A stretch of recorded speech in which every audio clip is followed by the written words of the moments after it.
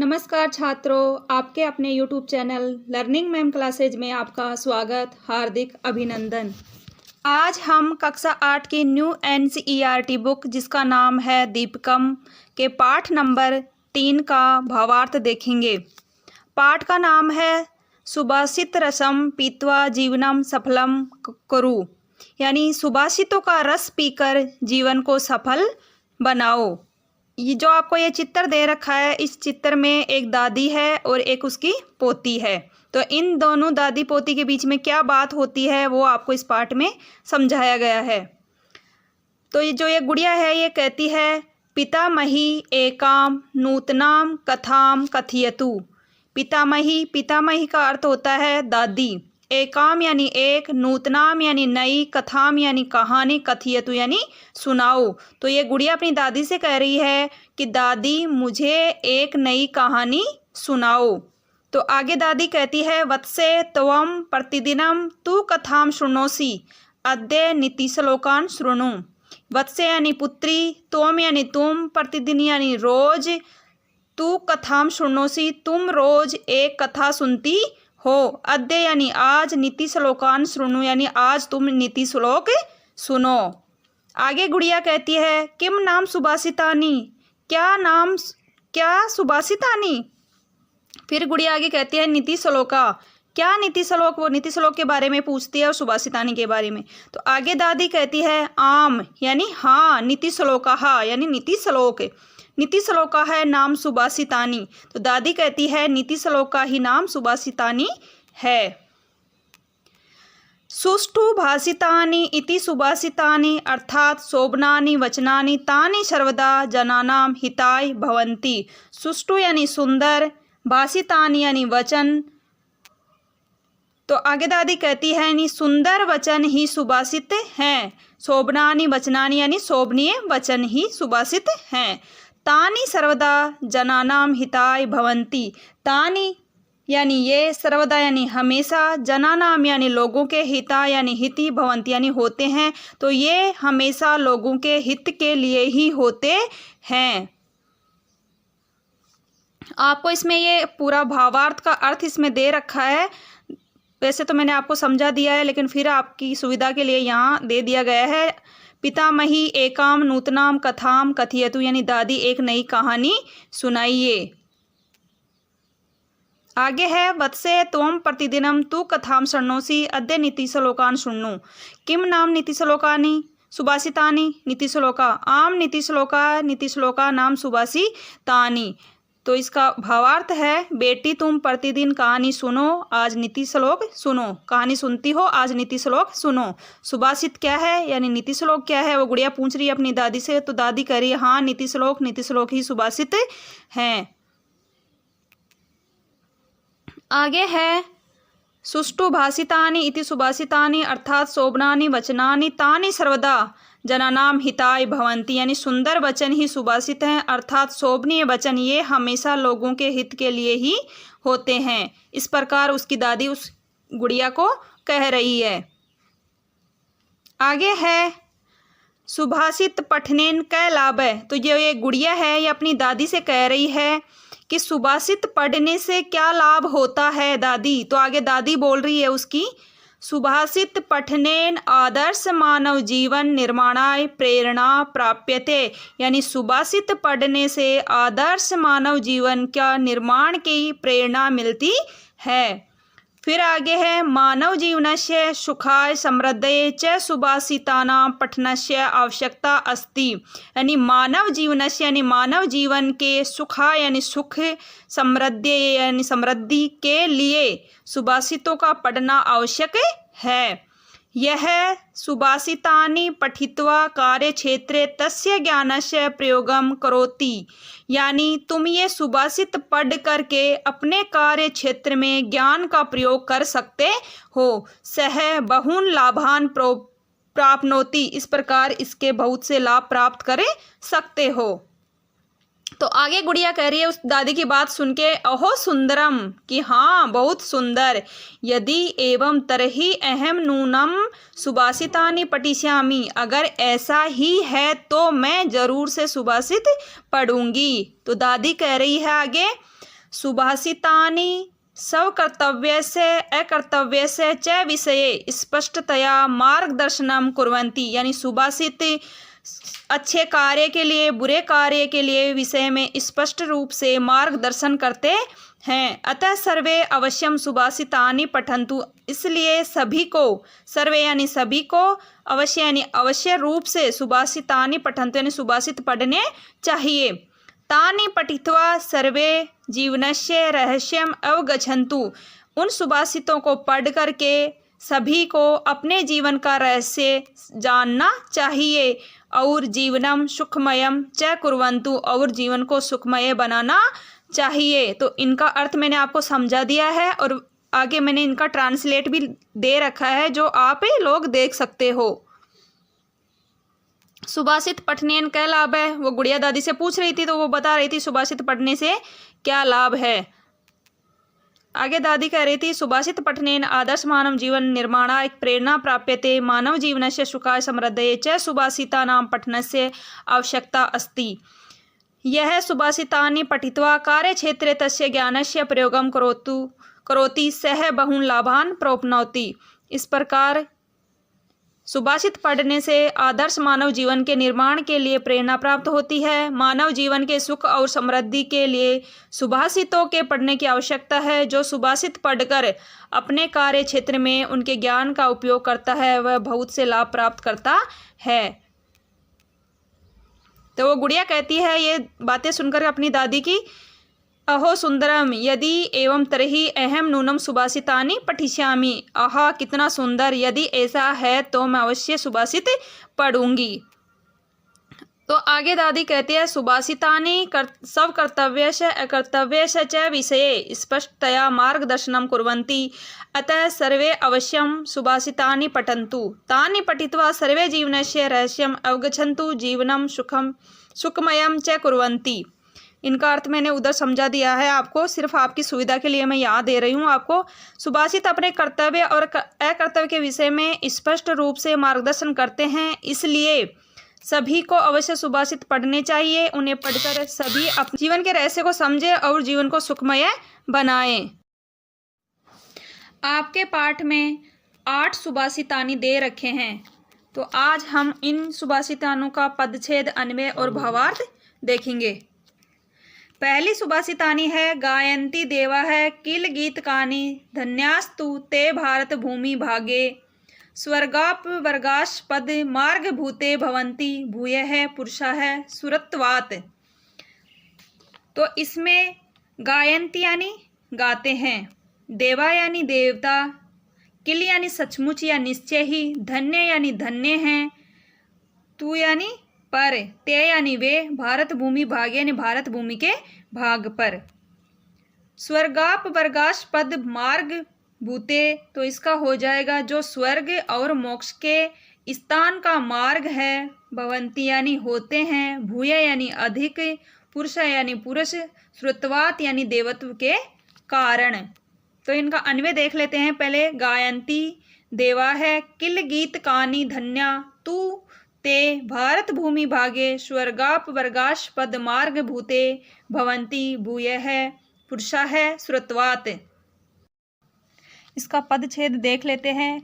गायन्ति गाते हैं, देवा यानी देवता, किल यानी सचमुच या निश्चय ही, गीत कानी गीत, धन्य यानी धन्य, तू तो यानी पर, ते यानी वे, भारत भूमि भाग यानी भारत भूमि के भाग में, स्वर्गाप वर्गास्पद मार्ग भूते यानी जो स्वर्ग और अपवर्गास्पद यानी मोक्ष के स्थान का मार्ग यानी मार्ग है, भवंती यानी होते हैं, भूय यानी अधिक, पुरुष है यानी मनुष्य, सुरत्वात यानी देवत्व के कारण।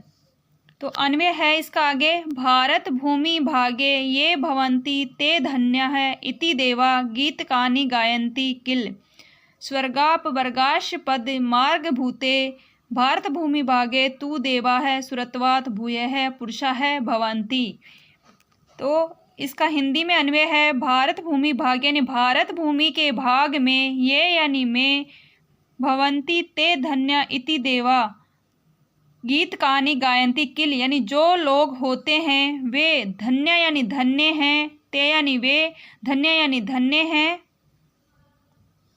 होते हैं, ऐसा देवता गीत गाते हैं। स्वर्गाश पद वर्गाश पद मार्ग भूते, यानी स्वर्ग और मोक्ष के मार्ग रूप इस भारत भूमि में तो देवता देवा है यानी देवता, सुरत्वात यानी देवत्व के कारण, भूय पुरुषा है भवंती यानी बार बार मनुष्य के रूप में जन्म लेना चाहते हैं यानी जन्म लेते हैं। तो आगे भावार्थ है, ये मानवा है अस्याम भारत भूमौ जन्म प्राप्नुवन्ति ते धन्य है इति भारत भूमे है गुणगानम देवा है कुर्वन्ति, अतः वयम सर्वे भारतीय है भाग्यशालिनः है। इसमें धर्म अर्थ काम मोक्षादि प्राप्तये मार्गभूते अस्मिन् भूखंडे देवा है अपि देवत्वं विहाय मनुष्य रूपेण जन्म ग्रहणार्थम अभिलषन्ति। ये यानी जो मानवा है यानी मनुष्य, अस्याम यानी इस भारत भूमि यानी भारत भूमि पर जन्म प्राप्नुवन्ति यानी जन्म लेते हैं, ते यानी वे, धन्य यानी धन्य हैं, इति यानी ऐसा, भारत भूमि गुणगानम देवा है कुर्वन्ति यानी ऐसा कहकर देवता भारत भूमि का गुणगान करते हैं। अतः इसलिए वयम यानी हम, सर्वे यानी सब, इसलिए हम सभी भारतीय यानी भारतीय भाग्यशाली ने, इसमें यानी भाग्यशाली हैं। धर्म अर्थ काम मोक्ष प्राप्त यानी मोक्ष की प्राप्ति के लिए मार्ग भूते अस्मिन भूखंडे देवा है, यानी मोक्ष की प्राप्ति के लिए मार्ग बनने वाले इस भूमि पर अपि यानी भी देवत्वं विहाय मनुष्य रूपेण जन्म ग्रहणार्थम अभिलषन्ति, यानी इस भारत भूमि पर देवता भी अपने देवत्व को छोड़कर मनुष्य के रूप में जन्म लेना चाहते हैं। आगे की सुभाषितानी है, गुणी गुणम वेति न वेति निर्गुण है, बलि बलम वेति न वेति निर्बल है, पिको वसंत से गुणम न वायस है, करी च सिंह से बलम न मुस्क है। गुणी में यानी गुणी सद्गुणों वाला व्यक्ति, वेति वेति यानी जानता है, निर्गुण यानी निर्गुण यानी बिना गुणों वाला व्यक्ति यानी निर्गुण, बलिम यानी बल, वेति यानी जानता, निर्बल यानी निर्बल नहीं। तो इसका है कि गुणवान ही गुण को पहचानता है, यानी गुणवान व्यक्ति ही गुणों को ही पहचान कर सकता है, और बलवान व्यक्ति ही बल की पहचान कर सकता है, निर्बल व्यक्ति नहीं। जिस प्रकार पिको वसंत से गुणम न वायस, जिस प्रकार वसंत का गुण केवल कोयल, पिको यानी कोयल ही जान सकती है, न वायस है यानी कोवा नहीं, वायस का अर्थ होता है कोवा। करी, करी यानी होता है हाथी, और कर, कर का अर्थ होता है हाथ, कर का प्रयोग अपन हाथ के लिए लेते हैं, और करी, करी का मतलब होता है हाथी। तो करी च सिंह से बलम न मुस्क है, यानी जो हाथी है वो ही सिंह का बल पहचान सकता है, मुस्क यानी चूहा नहीं। तो इसका पद छेद देख लेते हैं अपन। गुणी गुणम वेति न वेति निर्गुण है, बलि बलम वेति न वेति निर्बल है, पिक है वसंत से गुणम न वायस है, करी च सिंह से बलम न है न मुस्क है। तो इसका पद छेद दे रखा है, आप देख लीजिए इधर। गुणी गुणम यानी गुण वाला, सद्गुण संपन्न व्यक्ति, गुणम यानी गुण को, वेति यानी जानता है, न यानी नहीं, वेति यानी जानता है, निर्गुण यानी गुणहीन व्यक्ति, बलि यानी बलवान, बलम यानी बल को, वेति यानी जानता है, निर्बल यानी होता है निर्बल व्यक्ति, पिकह का अर्थ होता है कोयल, वसंत ऐसे यानी वसंत का, गुणम यानी गुण, न यानी नहीं, वायस है या का अर्थ होता है कौवा, और करी यानी हाथी, जो मैंने आपको बता दिया है पहले। च यानी और, सिंह से यानी सिंह का, बलम यानी बल, न यानी नहीं, मुस्क यानी चूहा। तो आगे इसका अन्वय है, गुणी गुणम वेति निर्गुण है, गुणम न वेति, बलि बलम वेति निर्बल है, बलम न वेति, पिक है वसंत से गुणम वेति, वायस है वसंत से गुणम न वेति, करी च सिंह से बलम वेति, मुस्क है सिंह से बलम न वेति। तो इसका हिंदी में अनुवाद है कि गुणी व्यक्ति गुण को पहचानता है, निर्गुण व्यक्ति गुण को नहीं पहचानता, बलवान व्यक्ति बल को पहचानता है, निर्बल व्यक्ति बल को नहीं पहचानता, कोयल वसंत के गुण को पहचानती है, कौवा वसंत के गुण को नहीं पहचानता, हाथी भी सिंह के बल को पहचानता है, चूहा सिंह के बल को नहीं पहचानता। तो आगे इसका भावार्थ दे रखा है, गुणवान जनः अन्येषां सद्गुणान् ज्ञातुं शक्नोति परंतु गुणहीनः जनः अप्रेषां सगुणान् अवगच्छन्तु समर्थः न भवन्ति। बलवान जनः यथा अन्येषां बलं ज्ञातुं शक्नोति तथा बलरहितः जनः अन्येषां बलं ज्ञातुं न शक्नोति। वसन्तकाले आगते पिकः वसन्तस्य गुणगानरूपं कुहूतानं करोति परंतु काकः मधुरं गातुं न शक्नोति। गजः पशुराजसिंहस्य बलं जानाति किंतु मूषकः तस्य बलं ज्ञातुं न पारयति। अतः योग्य एव महत्वं ज्ञातुं समर्थो भवति न अयोग्यः। तो इसका जो भावार्थ का हिंदी में अनुवाद है वो है, गुणवान व्यक्ति दूसरों के गुणों को समझ सकता है लेकिन जो गुणहीन व्यक्ति होते हैं वह दूसरों के गुणों को नहीं समझ सकता। बलवान व्यक्ति दूसरों के बल को जानता है जबकि निर्बल व्यक्ति ऐसा नहीं कर सकता, क्योंकि जो बलवान है वो ही बलवान व्यक्ति ही दूसरों के बल को पहचान सकता है। जो निर्बल जो व्यक्ति होता है वह दूसरों के बल का अनुमान भी नहीं लगा सकता। जिस प्रकार वसंत के आगमन पर कोयल वसंत के गुणों के अनुरूप कूकती है परंतु कौवा ऐसा मधुर गान नहीं कर सकता, और हाथी पशुराज सिंह के बल को जानता है किंतु जो चूहा है वो उसके बल का अनुमान भी नहीं लगा सकता, उसके बल को नहीं समझ सकता। इसलिए केवल योग्य व्यक्ति ही महत्व को समझ सकता है, अयोग्य नहीं। आगे की सुभाषितानी है, भवन्ति नम्रास्तर्वः फलोद्गमैः नवाम्भुर्दुर्विलम्बिनौ घनाः अनुद्धता सत्पुरुषः समृद्धिभिः स्वभाव अवेश परोपकारिणम्। भवन्ति यानी होते हैं, विनम्र यानी विनम्र, तरवह यानी वृक्ष, फलोद्गम यानी फलों के लगने से, नव अम्बु यानी नई वर्षा के जल से, नव यानी नई, अम्बु यानी जल, नई वर्षा के जल से, दुर्विलंबिनव यानी दूर तक लटकने वाले, घना यानी बादल, अनुद्धता यानी अहंकार से रहित व्यक्ति, सत्पुरुषा यानी सज्जन पुरुष, समृद्धि भी यानी समृद्धियों से या ऐश्वर्य से युक्त, स्वभाव अवेश परोपकारिणाम यानी ऐसे ही यह परोपकारी व्यक्तियों का। तो इसका पदच्छेद है, भवन्ति भवन्ति नम्राः तरवः फलोद्गमैः नवाम्भुभिः दुर्विलम्बिनः घनाः अनुद्धता सत्पुरुषः समृद्धिभिः स्वभावः एव ऐसे परोपकारिणम्। तो इसका हिंदी में पदच्छेद देख लेते हैं।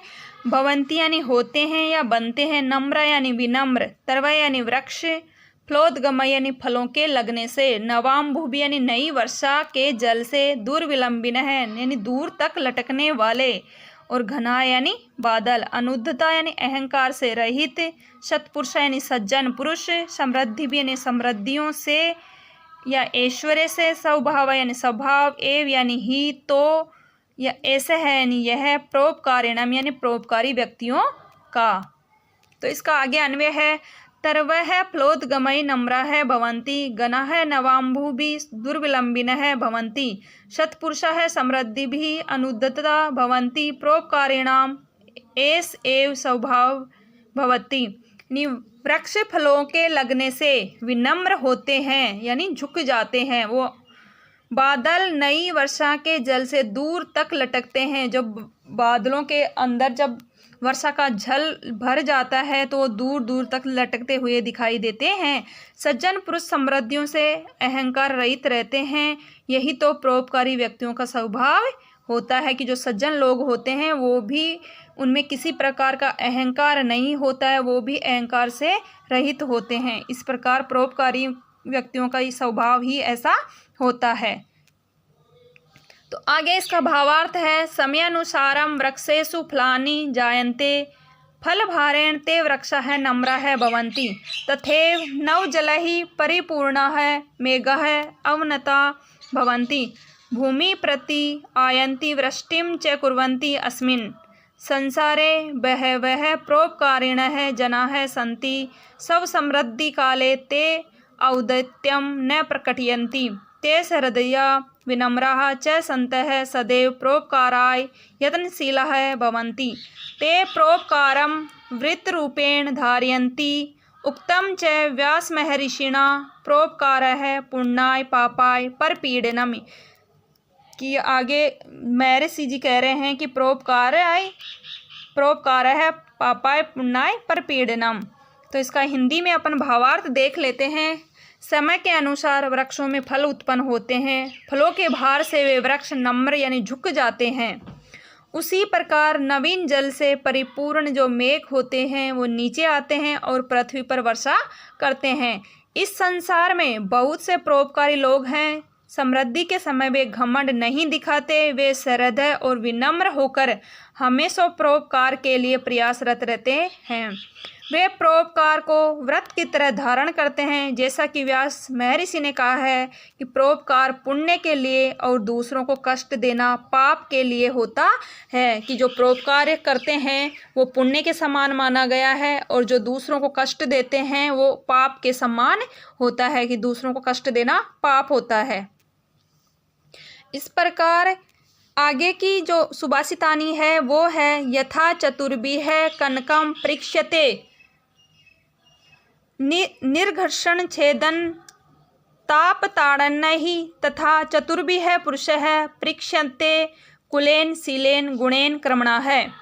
तो इसका पद छेद देख लेते हैं। पहले इसका थोड़ा सा मैं आपको भावार्थ बता देती हूँ। चतुर्भिः है यानी 4 उपायों से, कनकम या कनक का अर्थ होता है सोना, परीक्षते यानी परखा जाता है, और निघर्षण यानी निघर्षण का होता है ना घिसने, और छेदन यानी काटने, और ताप यानी तपाने, और ताड़ना ही यानी पीटने, तथा यानी वैसे ही चतुर्भिः इन 4 उपायों से पुरुष यानी पुरुष परीक्षते यानी परखे जाते हैं। कुलः यानी कुल या वंश से, शीलेन यानी आचरण से, गुणेन यानी गुण से, और कर्मणा है यानी कर्म से। तो इनका पद छेद देख लेते हैं। यथा चतुर्भिः कनकम परीक्ष्यते निघर्षण छेदन ताप ताड़नैः तथा चतुर्भिः पुरुषः परीक्ष्यते कुलेन शीलेन गुणेन कर्मणा है। तो इनका हिंदी में पद छेद है यथा यानी जैसे, या जिस प्रकार, चतुर्भिः यानी 4 उपायों से, कनकम यानी सोना, परीक्षते यानी परखा जाता है, निघर्षण छेदन ताप ताड़ई यानी निघर्षण का अर्थ होता है घिसने, छेदन यानी काटने, और ताप यानी तपाने, और ताड़ना यानी पीटने से, तथा यानी वैसे ही, चतुर्भिः यानी 4 उपायों से, पुरुष है यानी मनुष्य, परीक्षते यानी परखा जाता है, कुलेन यानी कुल वंश से, शीलेन यानी आचरण से, गुणेन यानी गुण से, और कर्मणा यानी कर्म से। तो इनका आगे अन्वय है यथा निघर्षण छेदन ताप ताड़नैः चतुर्भिः उपायोः कनकम परीक्ष्यते तथा कुलेन शीलेन गुणेन कर्मणा च चतुर्भिः पुरुषः परीक्ष्यते। यानी जैसे घिसने, काटने, गरम करने और पीटने से इन 4 तरीकों से सोने की परीक्षा की जाती है, उसी प्रकार कुल यानी वंश, शील यानी चरित्र, गुण और कर्म, इन 4 आधारों से मनुष्य की परीक्षा की जाती है। आगे इसका भावार्थ है सवर्णकारः सुवर्णस्य शुद्धताम् आकलितुम् आदौ निकषप्रस्तरे निघर्षणं करोति तदनन्तरं तस्य सुवर्णस्य कीर्तनं करोति ततः अग्निना दाहयति अन्ते सुवर्णखण्डे प्रहारं करोति। एभिः चतुर्भिः प्रकारैः परीक्ष्य सुवर्णस्य पूर्ण शुद्धताम ज्ञातुम शक्नोति। इसमें बताया गया है कि जिस प्रकार सोने की पूर्ण शुद्धता किस प्रकार की जाती है, उसको पहले काटा जाता है, पीटा जाता है, फिर उसका छेदन किया जाता है, फिर उसको अग्नि में जलाया जाता है, उसके बाद उसके ऊपर प्रहार किए जाते हैं, सुवर्ण खंडे प्रहारम करोति, उसके बाद उसके ऊपर प्रहार किए जाते हैं। इस प्रकार 4 प्रकार से उसका पूर्ण रूप से शुद्ध किया जाता है। तथैव पुरुषः अपि चतुर्भिः उपाय, इसी प्रकार तथैव पुरुषः अपि चतुर्भिः उपायन, इसी प्रकार मनुष्य के ऊपर भी 4 उपाय किए जाते हैं। परीक्षणीयम यथा कस्मिन् परिवारे वयम जनः जन्म अलभव, यानी उसने किस प्रकार के जन्म परिवार में जन्म लिया है। तस्य स्वभाव कीदृशः अस्ति, उसका स्वभाव कैसा है।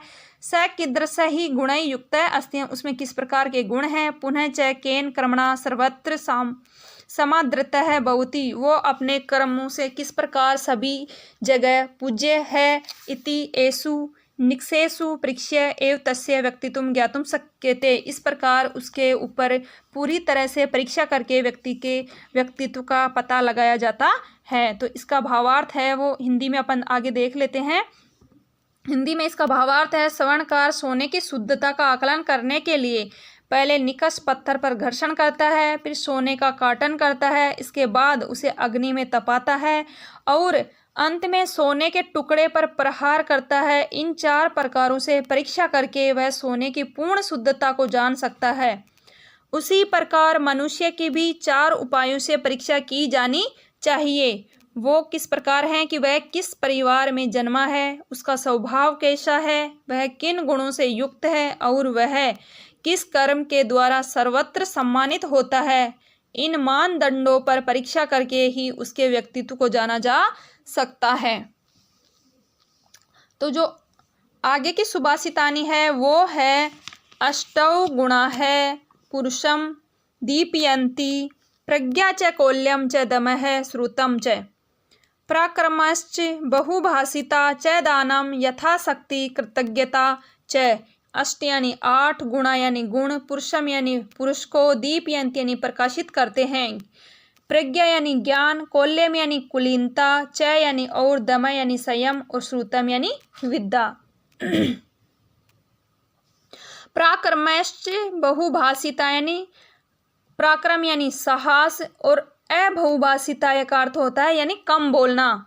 च दानम यानी च यानी और, दानम यानी दान, यथाशक्ति यानी सामर्थ्य के अनुसार, कृतज्ञता च यानी इस प्रकार अपने सामर्थ्य के अनुसार दान आदि करना चाहिए। तो आगे इसका पदच्छेद है, अष्टौ गुणा है पुरुषम दीपयन्ति प्रज्ञा च कौल्यम च दमः श्रुतम च पराक्रमः च अबहुभाषिता च दानम यथाशक्ति कृतज्ञता च। तो इसका पदच्छेद का हिंदी में अर्थ देख लो। अष्टौ यानी 8 गुणा है यानी गुण, पुरुषम यानी पुरुष को, दीपयन्ति यानी प्रकाशित करते हैं, प्रज्ञा यानी ज्ञान, च यानी और, कौल्यम यानी कुलीनता, च यानी और, दम यानी संयम और श्रुतम यानी विद्या, च यानी और, पराक्रम है यानी साहस या वीरता, च यानी और, अबहुभाषिता यानी कम बोलना, च यानी और दानम यानी दान, यथाशक्ति यानी सामर्थ्य अनुसार, कृतज्ञता यानी कृतज्ञता, च यानी और। आगे इसका अन्वय है, प्रज्ञा कौल्यम दमः श्रुतम पराक्रमः अबहुभाषिता च यथाशक्ति दानम कृतज्ञता च इत्येते अष्टौ गुणा है पुरुषम दीपयन्ति। प्रज्ञा कौल्यम यानी कुलीनता, दमः यानी आत्मसंयम, श्रुतम ज्ञान, पराक्रम अबहुभाषिता यानी अधिक न बोलना, च यथाशक्ति यानी अपनी शक्ति के अनुसार, दानम यानी दान करना और कृतज्ञता यानी कृतज्ञता। ये 8 इत्येते अष्टौ गुण है पुरुषम दीपयन्ति, ये 8 गुण पुरुष को प्रकाशित या प्रसिद्ध करते हैं। इसका आगे भावार्थ है, अष्टभि है गुणै युक्त है मानव है सर्वदा समाजे समानम प्राप्नोति, यानी इन 8 गुणों से युक्त मानव ही हमेशा सर्वदा यानी हमेशा समाज यानी समाज में समानम प्राप्त यानी सम्मान प्राप्त करता है। विशेष ज्ञानम कुलीनम, विशेष ज्ञानम कुलीनता, संयम, वेदादीनाम शास्त्राणाम ज्ञानम पराक्रम है।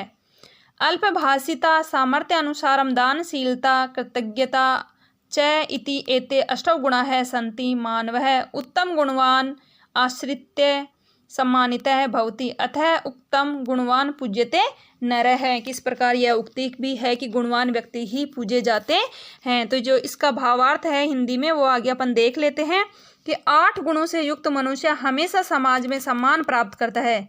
विशेष यानी ज्ञान, कुलीनता, संयम, वेद और शास्त्रों का ज्ञान, पराक्रम, कम बोलना, सामर्थ्य के अनुसार दानशीलता और कृतज्ञता, ये 8 गुण हैं जो मनुष्य को उत्तम बनाते हैं और अपना कर सम्मानित होते हैं। इन 8 गुणों को अपना कर ही मनुष्य सम्मानित होता है। इसलिए कहा भी गया है कि गुणवान व्यक्ति पूज्य होता है, कि गुणवान व्यक्ति होते हैं उनको सर्वत्र ही पूजे जाते हैं। तो आगे की जो सुभाषितानी है वो है न सा सभा यत्र न संति वृद्धा है।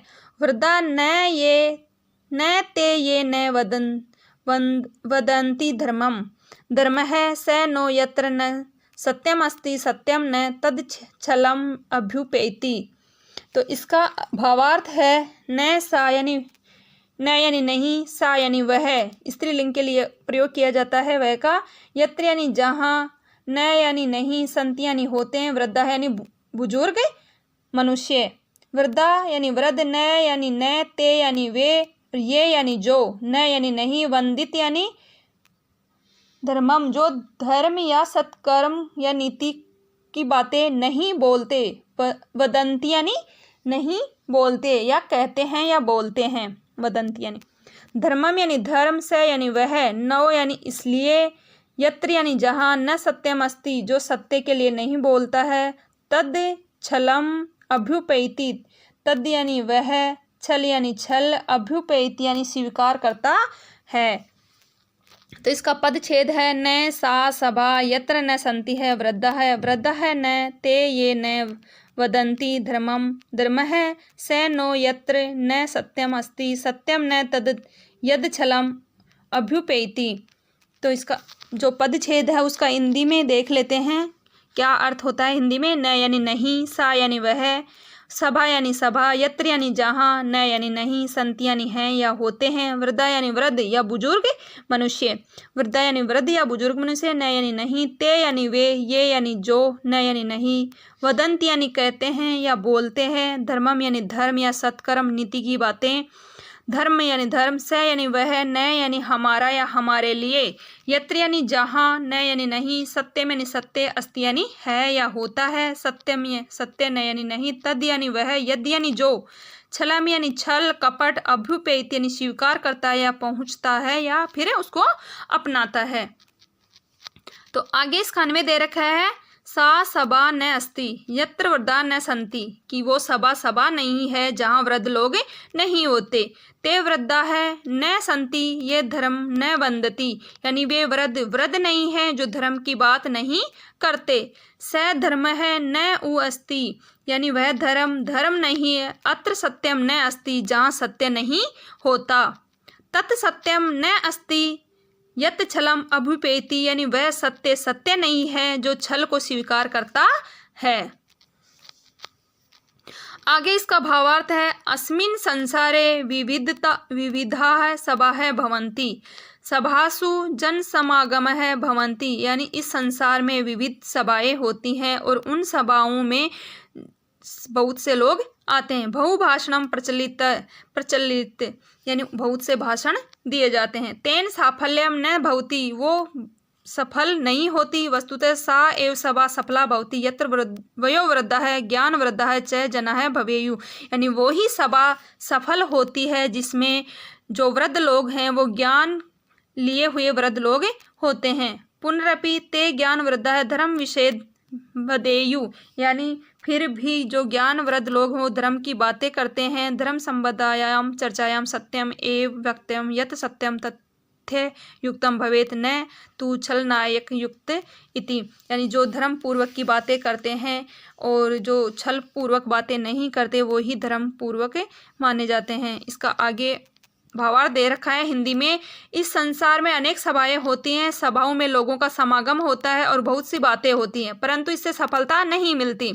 वास्तव में वही सभा सफल होती है जिसमें वयोवृद्ध और ज्ञानवृद्ध लोग हो, फिर भी वे ज्ञानवृद्ध धर्म के विषय में बोले। धर्म से संबंधित चर्चा में सत्य ही बोला जाना चाहिए जो तथ्यों पर आधारित हो, न कि छल से युक्त हो। तो आगे की सुभाषितानी है दुर्जनेन समम सख्यम प्रीतम चा अपि न कार्येत, उष्णो दहति चांगारः शीतः कृष्णायते करम। दुर्जने दुष्ट व्यक्ति, समम यानी सम्मान, सख्यम यानी होते हैं, प्रीतम यानी प्रेम, चा अपि न कार्येत यानी न करें, यानी दुर्जन लोगों से ना तो सख्य यानी सखा का भाव रखना चाहिए और ना ही प्रीतम यानी प्रेम का भाव रखना चाहिए। उष्णौ दहती चांगारः शीतः कृष्णायते करम। उष्णव यानी गर्मी, दहत यानी जलता हुआ, अंगारः यानी अंगारा, शीत यानी ठंड और कृष्णायते यानी काला, कृष्ण यानी काला, करम यानी हाथ। कि जिस प्रकार दुर्जन व्यक्ति के साथ ना तो मित्रता करनी चाहिए और ना ही प्रेम करना चाहिए, कि जिस प्रकार जलता हुआ अंगारा जब वो ठंडा हो जाता है तब भी वह हाथ को मेला ही करता है। तो इसका पदच्छेद देख लेते हैं। दुर्जनेन समम सख्यम प्रीतम च अपि न कार्येत उष्ण दहति चांगारः शीतः कृष्णायते करम। तो इसका हिंदी में है, दुर्जन यानी दुष्ट व्यक्ति के साथ बुरे व्यक्ति से, समम यानी सम्मान यानी बराबर, सख्यम यानी मित्रता, प्रीतम यानी प्रेम, स्नेह, च यानी और, अपि यानी भी, न यानी नहीं, कार्यत यानी करानी चाहिए या बनानी चाहिए।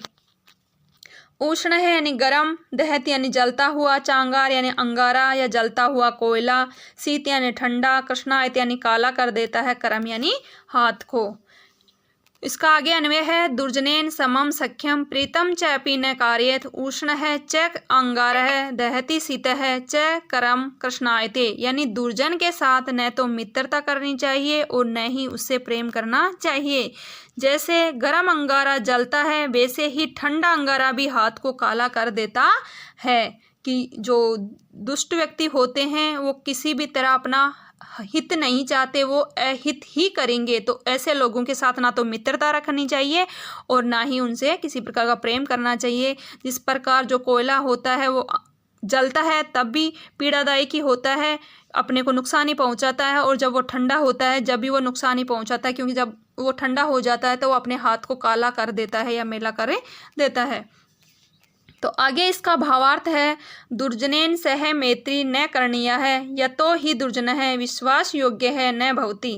दुर्जनेन सह बंधुता प्रीति है न करणीय यतः तस्य दुर्जनस्य मुखे माधुर्यं परम हृदये कपटता भवति।